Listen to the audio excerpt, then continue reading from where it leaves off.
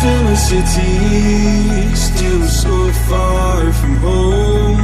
I've searched for you all my life. Cast out like a shadow, racing towards the light. I pray to see you one more time.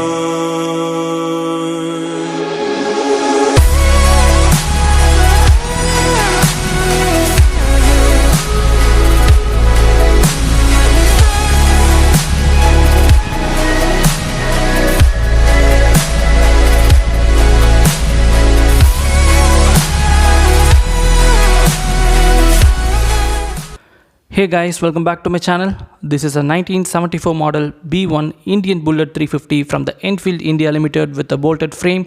The Royal Enfield monogram and the tank looks pretty good, but this 74 model machine is supposed to have an Enfield India monogram when it was out there. This 74 model B1 gets a 3-screw breather arrangement, the V-cut below the Delco and the pressure relief valve bolt as we saw in the G2s, but this 74 model misses out the oil drain bolt underneath. The early B1 series till 73 has even that oil drain bolt in the engine casing, and mostly they are imported G2 engines with a heavy crank and just stamped as B1 models. The engine number starts with the prefix B, and as far as the powertrain is concerned, the 346cc air-cooled single-cylinder mill will churn out 18 bhp of max power and 26.9 Nm of max torque as output figures, and mated with a 4-speed gearbox with 1 up and rest down. Finding the crank weight is really a tough job, and this typical B1 machine might be featured with a crank that weighs around 7.5 kilograms approximately. In this machine, both front and rear are original box fenders, that's which a typical 74 model B1 used to offer.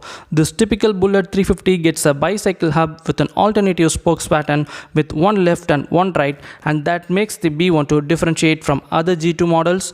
This B1 is geared up with the conventional turn indicators all around. Actually, the trafficators were introduced only in the year 1985, and usually a vintage motorcycle like a B1 they won't have. The center stand is very unique and misses out the fulcrum lever. The fulcrum levers were actually added only in the year 1981. Moving to the electricals, this motorcycle gets a power source from a 12-volt 9A battery. The clutch and the brake levers are the latest. The speedo console is from Smith's, which works in reverse and gives the miles per hour readouts. Even though we have a lot of modern bikes at present, these machines still manages to stand out from the crowd, and these precious machines must be preserved always, and that's been essentially loaded with a lot of original hardwares on board.